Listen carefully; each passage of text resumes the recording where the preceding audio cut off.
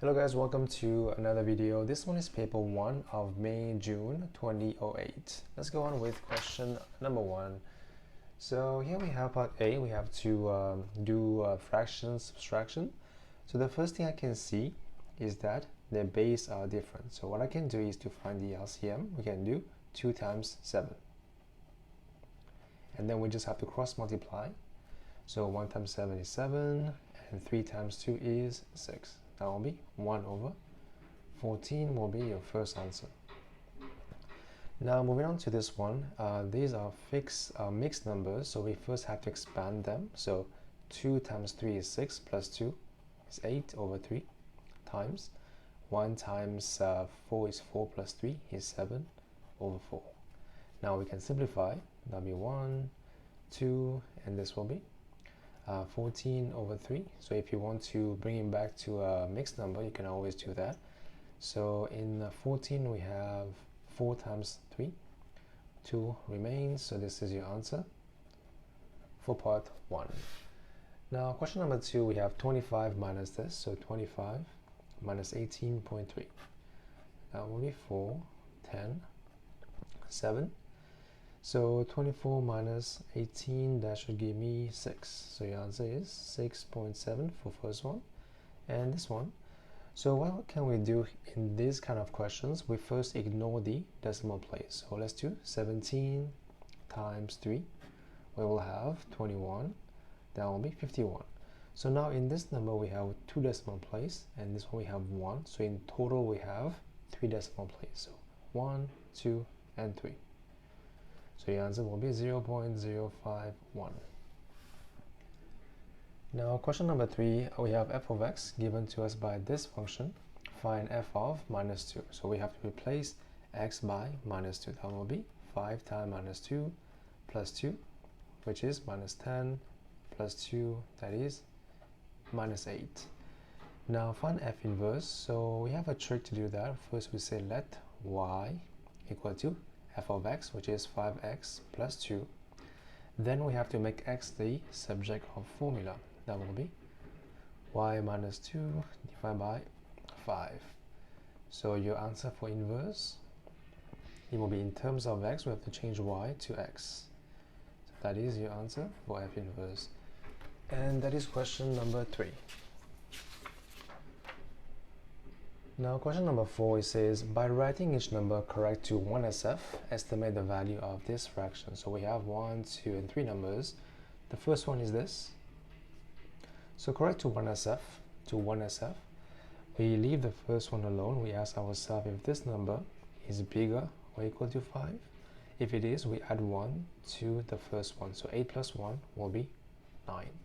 So same thing for the rest. So we have 2.04. This one is less than 5, so we keep this as 2. And this one will be 0.85. And this one is the first one, and then this one is more than 5, so we add 1. That will be 0.3. So let's replace these values in the fraction. We have 9 times 2 power 2 divided by 0.3. So we can first divide by 3. We have this 0.1 and 3. So 3 times 4 divided by 0.1, that will be 12 by 0.1. So if you move one decimal place, we have to add 1 0, so it becomes 120. That is question number 4. Now number 5, it is given that this times this equal to this. Hence evaluate this times this. So what we can do as well is we can actually we can play with those numbers. We can always do that. So let's see, here is 0.0682 times 2350. So let's try to rewrite those numbers in terms of this. How would you convert that? So you would say 0.0682.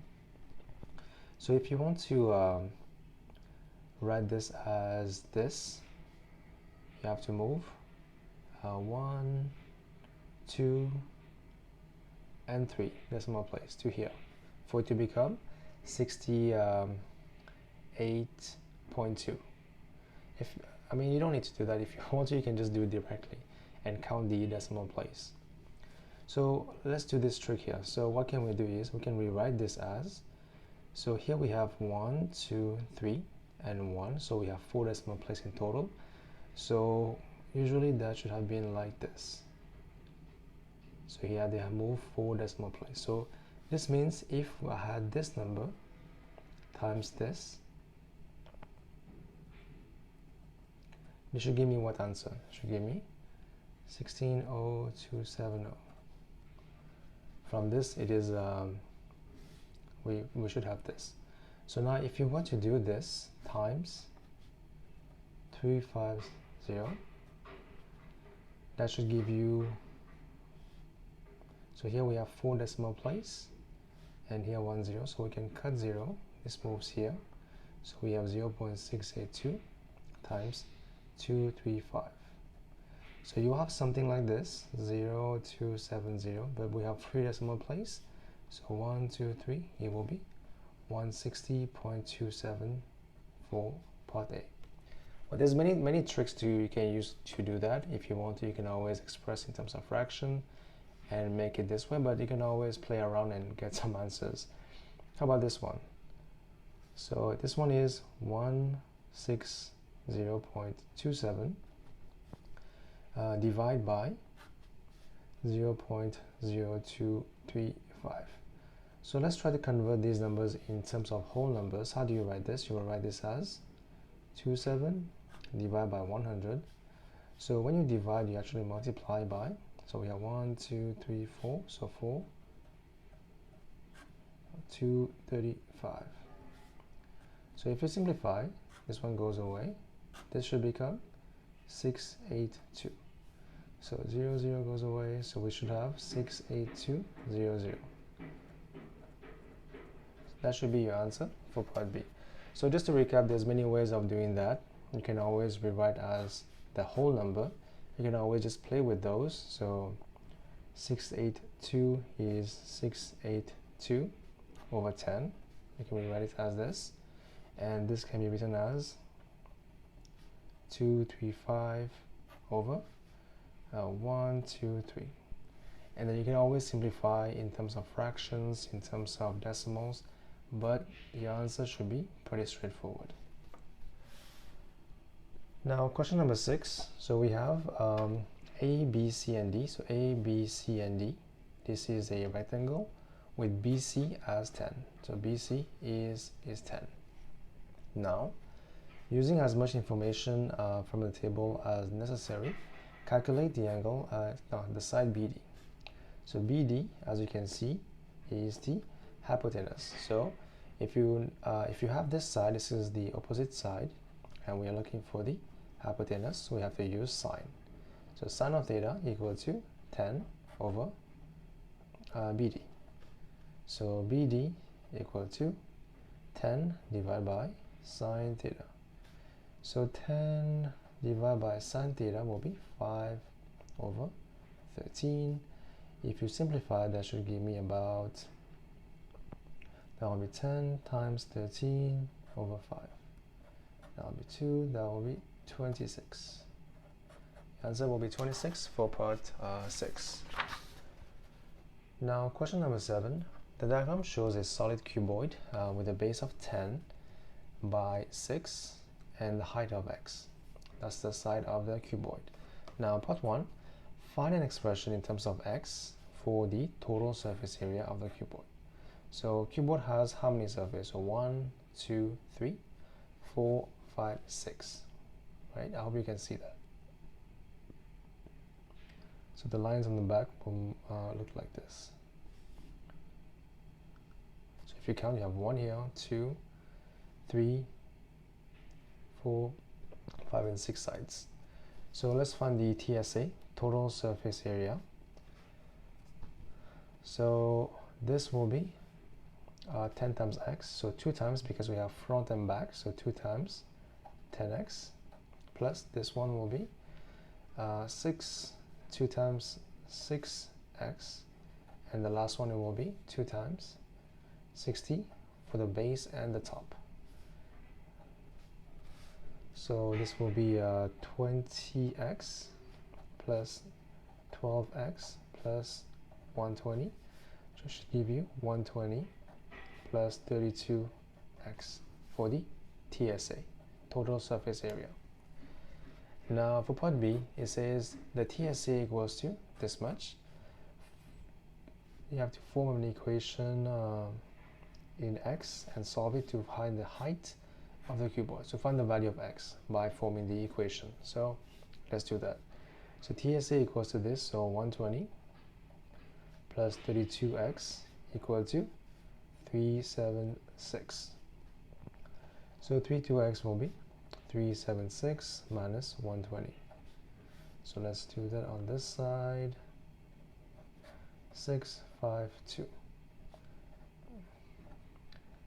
And divide, so 256 divided by 32. So let's divide by 4. We will have 8. 4 will have 6 and 4. Divided by 8, we have 8. So x will be 8, which is the height, is 8. This one will be the surface area, which is 120 plus 32x. That will be question number 7. Now question number 8. Evaluate this one. So anything power 0 is 1. So 1. And this one is 9 power minus 2 equal to 1 over 9 power 2. So that will be 1 over 81.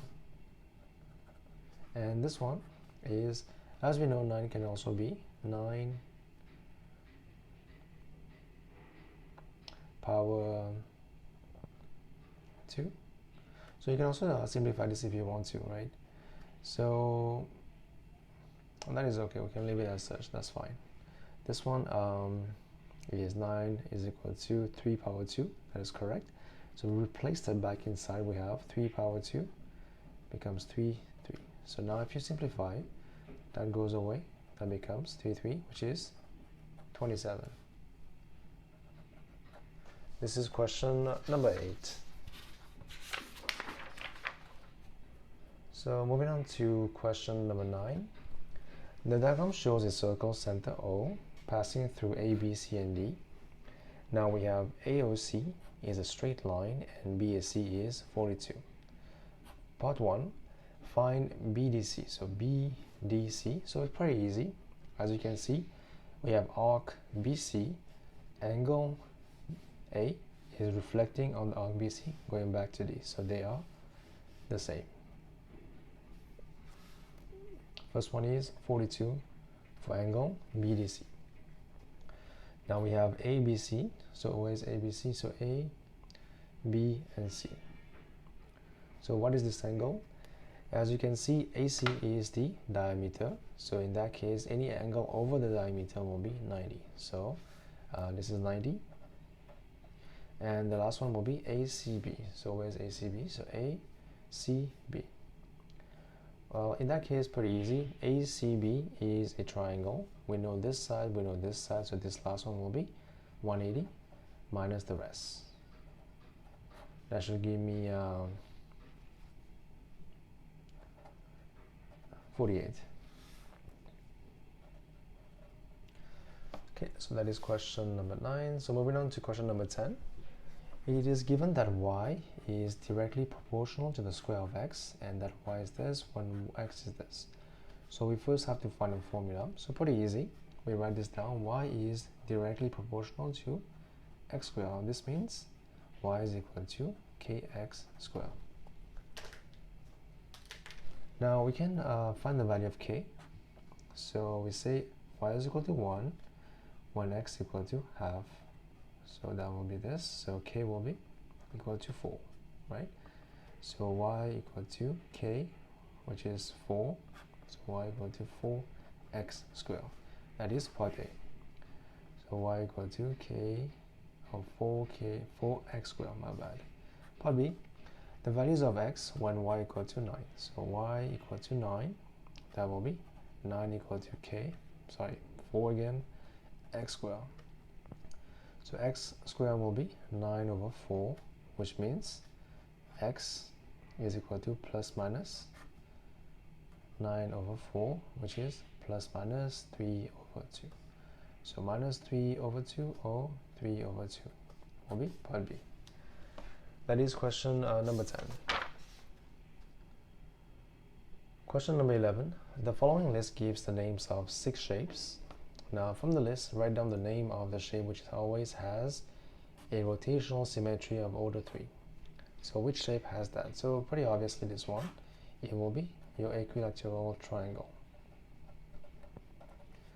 Now part B, rotational symmetry of order 2 and exactly 2 lines of symmetry. So for this one, it has to be a rectangle. So let's draw a rectangle. As you can see, rectangle is like this. Line of symmetry will be 1 and 2. And then if you rotate by 180, this becomes the same shape every time. So it makes sense that this one has 2 lines of symmetry, as you have seen, and exactly of order 2. So part C, 1 line of symmetry only. So which shape has 1 line of symmetry only? So I think it will be a kite. If you draw a kite, you can see that the line is here. That's the only line of symmetry. Kite. Now for part 12, solve this equation. So here we have 2 equations. We can solve them simultaneously. So we have y already here. Let's make y the subject of formula. That becomes this. Now we replace this back into the equation. We have 2x minus 3y, which is 3 minus 3x, equal to 13. So 2x minus 9 plus 9x equal to 13. So simplify, that becomes 11x equal to 13 plus 9, that will be 22. So x will be 22 divided by 11, which is 2. Now y will be 3 minus 3 power 2, that will be, so times 2 actually, so 3 minus 6, that will be minus 3. The answer will be 2 and minus 3. So question number 13. The diagram is a speed time graph for the first 20 seconds. So first 20 seconds of a motorcyclist journey. So a speed time graph. Now question part 1. Calculate the motorcyclist's retardation during the final 8 seconds. So you have to observe where is the retardation. So final 8 seconds will be between 12 and 20. So you should know that whenever you have a speed time graph, retardation is equal to the gradient of triangle. So triangle here, you can see this is the big triangle. So how do you find the gradient? So retardation is height divided by base. So height is 30, base is 8. So 30 divided by 8 will be the retardation. So divide, let's see what happens. So divide by 2, we have 4. 15, so speed will be 15 over 4. Sorry, the retardation will be 15 over 4 meters per second square. You can always simplify better, but that's okay as well. Now moving on to part B, calculate the distance traveled between in the 20 seconds. So as you know that whenever we have a speed time graph, distance travel is area under graph. So let's find the area under graph. So here we have a few sections. We can just do this one actually, right? Let's say we cut this shape into this form. We can find the area of this trapezium and this triangle. So triangle here will be equal to half times base. Base is from 8 till 16 will be 8 times height from 15 to 30 will be 15. That will be 60. And this one will be area of trapezium, which is half times sum of both sides. That will be 20 plus 8 and times the height in between, which is from 0 to 15, that will be 15. So simplify, 28 divided by 2, that will be 14. So what is 14 times 15? So that will be 20. So 7, 0, 4, 1, that will be 0. We have 1 and 2, 210. So your area will be 60 plus 210, which is 270. So area in the graph will be 270 meters. Question number 14. A jar contained 370 grams of jam Usman ate 30% of the jam. What mass of jam remain in the jar? So pretty easy. At first it is 100% in the jar, right? If he ate 30%, you will do 100 minus 30. Remaining will be 70%. So how much is a mass? You will say 70%, which is 0.7 times 370. So move 1, that goes away. Then we have 7 times 7 is 49. 7 times 3 is 21 plus 4, that will be 25. So 259 grams remain in the jar. Now for part B, in 2006, the population of a town was 30,000. This was 500 more than the population in 1999. So you will say 1999 and 2006. So here we had 30,000 and here we have less 5,000. So here we have 25,000. Calculate the percentage increase in population. So pretty easy. Increase will be 5,000 over initial amount, which was 25,000, times 100 for percentage. That would be 1 goes away. That will be 1 5. That will be 20. So 20% increase over the last few years. Now question number 15, express as a single fraction. So this one is as we always do, whenever you see the base is different, you have to multiply them by each other. And then we just cross multiply. We have 3 times this one, and then minus 2 times this one. So we can expand the top. We have 3t plus 6 minus 4t plus 2 over this. So for this one, we don't need to expand if you don't want to. That is okay. We just have to simplify the top. So 6 plus 2 will be 8. 3t minus 4t, that will be t divided by 2t minus 1 and t plus 2. So that will be 415. Now question number 16, we have the line 2y equal to 4 minus 3. That's the line given to us. Now we have to answer those questions. So part 1, draw the line y equal to half x minus 2. So we always look for the where it cuts the x-axis and the y-axis. So you would say at x equal to 0, y is equal to minus 2, and then y equal to 0, x equal to, so 0, that will become 4. So we have 2 points. 0 minus 2 is here, and we have 4, 0 will be here. So here we join these 2 points to draw the line as required. Okay, so that is part A. Let's label the line y equal to half x minus 2. So now for part B, shade and label the region R defined by the following inequalities. For the first one, it is more than x, so it will be on this side of your graph, more than 0. Now we have 2y less than, so this is the line, it should be below this line. And the third one, it is more than this, it will be on top. So in the end, we have this region that is required. Label as R. So write R here. That is the region that is required.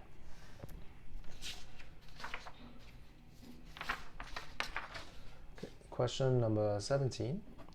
A straight line passes to the points P and Q. Part 1, find the coordinates of the midpoint of P and Q. So as you know, midpoint, we use a formula which says x1 plus x2 divided by 2 and y1 plus y2 divided by 2. So what is x1 plus x2? So 1 plus 5 is 6 divided by 2 is 3. 2 minus 14 is minus 12 divided by 2 is minus 6. So midpoint is 3 minus 6. Now find the gradient of PQ. So we have to use a formula again, which is y2 minus y1 divided by x2 minus x1. So y2 will be minus 14 minus 2 divided by 5 minus 1. That will be minus 16 over 4. That will be minus 4. Now find the equation of the line PQ. So pretty easy. We take one point from PQ. Let's take point P, which is 1, 2. This is the x coordinate, this is the y coordinate. So we write y minus 2 equal to x over x minus 1. So corresponding point equal to the gradient. So we just have to cross multiply. We will have y minus 2 equal to minus 4x plus 4, which is y equal to minus 4x plus 6. So this is your equation of line. Alright, so let's move on to question 18. The Earth is 1.5 times 10 power 8 kilometers from the Sun. Okay, now part B, we have Mercury is this much from the Sun. So we have this two distance for now. How much nearer is the Sun to Mercury than to the Earth? Give your answer in standard form. So let's draw something here. This is the Sun, this is Mercury, and this is the Earth. So distance here and distance here is given to us. So distance from the Sun to Earth is 1.5 power 8, and distance from Mercury is 5.81 times 10 power 7. So we're trying to find how much nearer is the Sun to Mercury than to the Earth. So we are trying to find this distance here. So we take this one minus this one. So 1.5 times 10 power 8 minus 5.81 times 10 power 7. So now we see that the power is different, so we have to change that to 7. We send 1 0 here, we have 15 times 10 power 7 minus 5.81 times 10 power 7. So let's do that. 15 minus 5.81. That will be 4, 9, 10. That will be 9, 1, and 9. So that will be your answer. Your answer will be 9.19 times 10 power 7 km. Now part B, a terameter is 10 power 12 meters. Find the distance of the Earth from the Sun in terameters. So distance from Earth and Sun is given to us by 1.5 times 10 power 8 kilometers. So we have to convert this to meters. So that will be times 1, as we know, 1 km is equal to 1,000 meters. So times 1,000 we have 8 plus 3 will be 11 meters. So now we have to find the distance in terms of this, so we have to divide by this. So divide by power 12. That will be 1.5 times 10 minus 1 meters. This will be your answer. Sorry, it's terameters. So the units will be terameters. That's your answer for part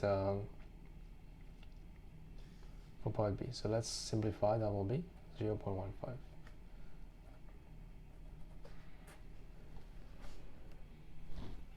Okay, so that will be question 18.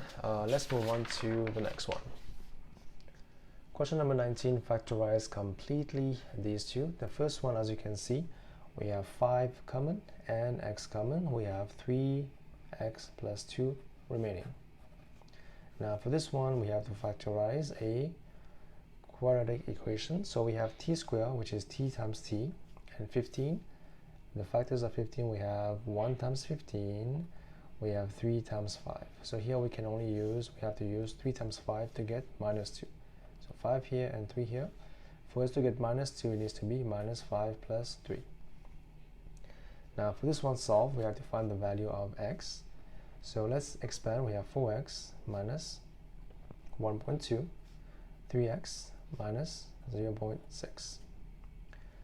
So let's send this one over here. We will have 4x minus 3x, that will be x, and 0.6 plus 1.2 will be 0.6. So your answer will be 0.6 for x, and here is 5x plus 2, and this one is just t minus 5 and t plus 3. Now for part 20, it is given that A, B, and C are those matrices. For part A, find this one. So pretty easy, we just have to replace. So A is equal to this. So B, we have to take 2 inside. So 2 times 2 will be 4 minus 4, 0 and 2. Now we can just simplify. 5 minus 4 is what? It is given as 1. Minus 1 minus minus 4, that will be 3. And we have 2 minus 0 is 2. 3 minus 2 is 1. So that will be 1, 2, 3, 1. And this one, find the C inverse. So to find the inverse, we have to find the determinant of C, which is we have to cross multiply 2 times 4 minus 3 times 1. That will be 8 minus 3, that will be 5.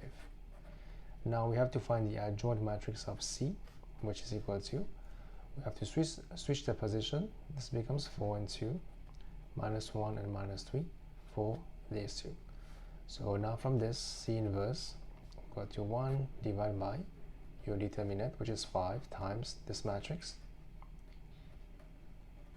Okay, so that's it for part B. Now question number 21, solve this equation. So we have to find the value of t. So how can we do that? So we will send, so let's write this here again. So 8 minus 3t, 14 plus t. So send t over here, we will have minus 3t minus t more than 14 minus 8. So minus 4t more than, so 14 minus 8 will be how much? That will be 6. So t will be, if you divide by negative, that will change the sign. It will be t 4 minus 3 over 2. The answer will be t is less than minus 3 over 2. Now for part B, evaluate this, when x equal to this and y equal to this. So let's replace the value of x and y in this equation. So we have x squared is 4 minus 6 times 2 times y plus 2y squared. 2y squared is 9. So 4, this will be plus 18 times 2. That will be 36 plus 18. So 4 plus 36 will be 40. 40 plus 18, that will be 58. Okay. Now for 22, the nth term of a sequence is this much. Write down the 23rd term. So t23, we just have to replace the value of n by 23. 2 times 23. That will be 7 minus 46, which will be minus 39. Now for part B, the first 5 terms of another sequence is this. Write down the expression in terms of n for the nth term of this sequence. So pretty easy. You will see that every term, they increase by the same amount, which is plus 3, and plus 3. So we write down 3n for now. And we know that the first term of this sequence is 4. So if you replace first term here, so 3 times 1, which is for the first term, equal to 3. So you see 3 and 4 is different, right? So the first term is 4 and 3 is not the correct value. How do you change 3 to 4? You have to add 1. So same way, you have to add 1 for your nth term. So your nth term will be 3n plus 1. First one is minus 39. So now for part 2, the first 5 term of another sequence is given below. Now we have to write down the next term of this sequence, and then we have to write down an expression in terms of n for the nth term of this sequence as well. So this one, as you can see, we have to look at one by one to see what's happening. As you can see, this one is the square numbers. So 1 square, 2 square, 3 square, 4 square, 5 square will be 6 square, 36. And on top it is increasing by 3, 3, 3, so that will be 19. So part A, oh, made a mistake here. So this should be 3n plus 1. So here we have to write the answer for this one. That will be 19 over 36. Now for part B, have to find an expression in terms of n. So if you observe, the top one, 4, 7, 10, 13, 16 is the same as this one, which is the top should become 3n plus 1. Now for the bottom, let's have a look. You will see that first term is 4, 9, 2, 16. So this is 1, 2, 3, fourth term. So what's happening here is we have 1 square, 2 square, 3 square, 4 square. So if that was n, so what will be this one? It will be n square. So basically what's happening is for the base we have n square. So your term will be 3n plus 1 divided by n square. That will be question number 22. Let's move on to question number 23. A map is drawn on a scale of 1 centimeter, so that is your scale, to 3 km.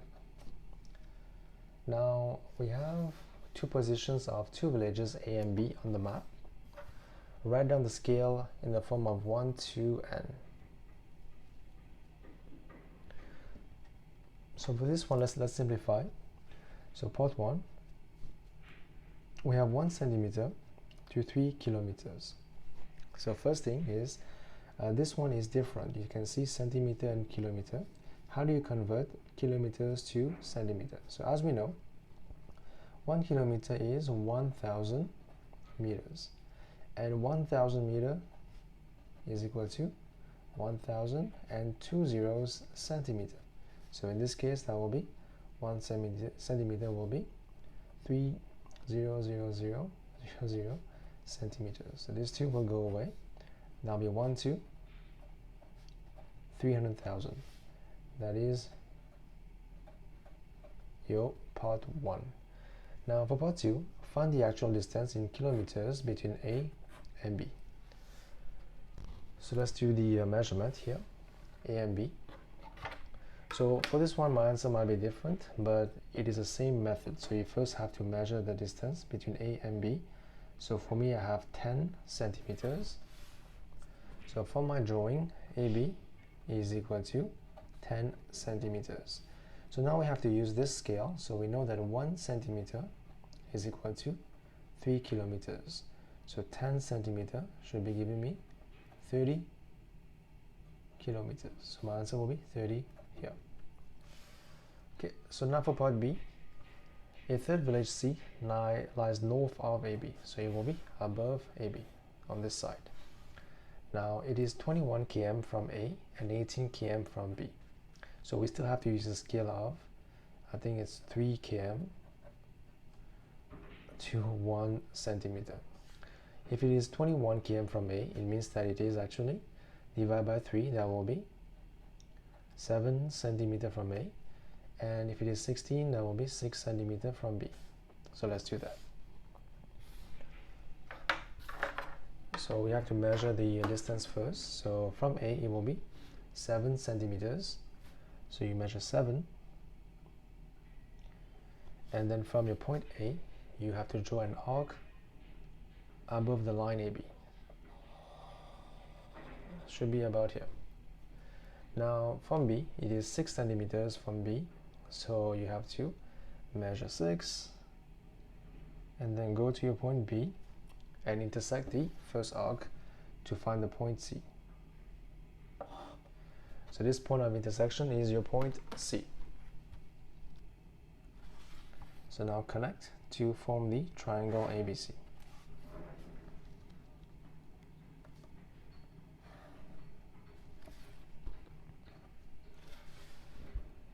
Now part C, construct the perpendicular bisector of AB. So pretty easy. So AB, we have to draw the perpendicular bisector of the line. So we have to use our compass in this one. Go to your point B.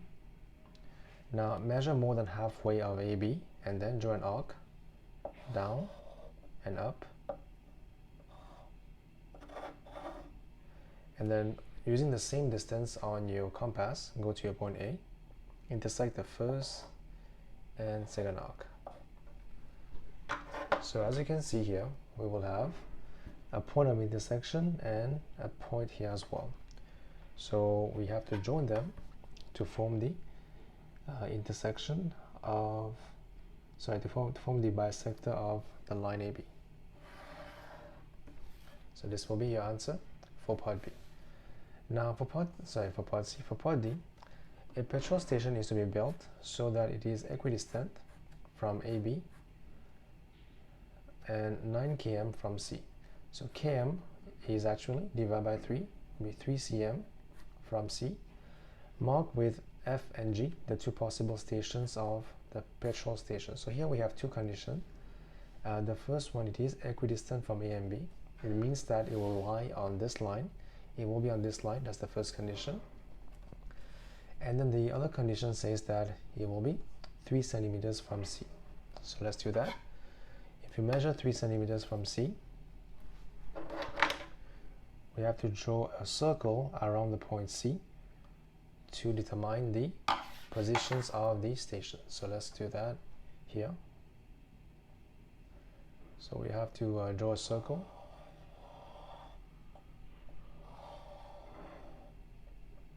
Okay, as you can see here, my bad. So you can see there's a circle around the point C. So I have to extend my line a little bit so it intersects the circle as well on both sides. So this is my bisector. So your answer here for your station, it will be, it needs to be, it says from C has that it needs to be on the line of the circle as well on this blue line. So at where they intersect will be your stations for the petrol station. So these 2 points will be the possible positions of the station. Label them F and G. This is F and G. And yeah, that's it. We don't need to measure. That's okay. So that is part D of the question. I hope that was helpful. Now moving on to the last page of your paper, that is question number 24. We have 50 students who asked how many books they each took to school on Monday. The results are summarized in the table below. Okay, so part 1, write down the median. Median is half. You have to find the position. Half of 50, so 50 plus 1, which is about 25.5 position. So here we have 10 plus 11, that is 21. 21 plus 8, that is 29. 29 plus 3, that will be 32. So that's passed. So 21, so it needs to be in this one. So 21, numbers 21 to 29 is between this group. So we're looking for the median. It needs to be 2. It needs to be in this group, so 2. Now we have calculate the mean number of books. Oh, this is a long question. So we have to find, so let's call this one F for frequency and X for books. So we have to find Fx. So here we'll have to multiply them. This will be 0, this will be 11, this will be 16, this will be 9, this will be 24, 35, 10, 24, and this will be 7. So we have to add all this and divide by 50 for the mean value. So that's pretty low. So 0 plus 11 is 11. 11 plus 9 is 20. 20 plus 16 will be 36.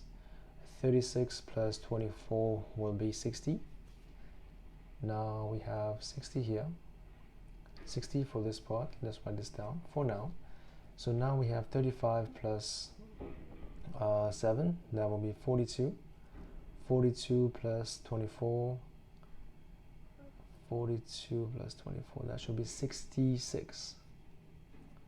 So we have these two remaining. So let's do the math here. So 60 plus 66, that should be 126. So mean will be 126 divided by number of students will be 50. So what we can do here, we can times 2 and times 2. That will be 100 here, and this will give me 6 times 2 is 12, 5 and 2. That will be that will be 2.52.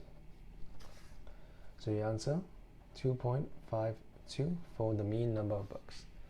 Now for part C, what is the chance that 2 students chosen at random both took 5 books to school? Give your answer as a fraction. So 2 students chosen at random took 5 books. So how many people took 5 books from this group? As you can see, only 7 people took 5 books in the group. So for the first one to take 5 books, it can be 7 over 50, and for the other one it will be 6 over 49. That will be 1, 7. This will be 3 and 25. So that will be 3 over 25 times 7. What is that? I'm not too sure. Let's find out. That will be 35. 14 plus 3, that will be 17. So 175. So this will be your answer for part 3. 3 over 175. This is fraction. Okay, now part B. The 50 students were also asked how long did each took to travel to school, and the summary is given to us below. So we have to draw a frequency polygon on the grid to illustrate this data. So whenever you see a frequency polygon, we actually have to find the mid value, the mid of the class. This will be 5, this will be 7, 9, and 11. It's just the midpoint of those groups. So we just have to write them here. What is the values that we are going to take? So let's mark the values here. So we have 1, 2, 3, 4. So 1, 2, 3, 4, 5, 6 intervals. So we can take 2, 2. So 2, 4, 6, 8, 10, and 12. So for the first one here we have 5 and 21. So 5 is here,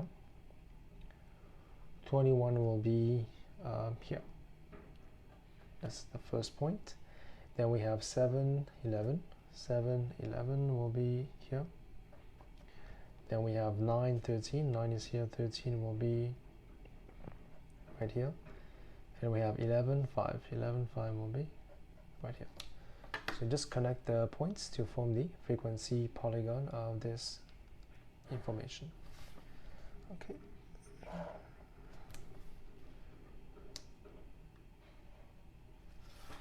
Okay, and that's it for this paper. Actually, that's not too bad. That was paper 1 of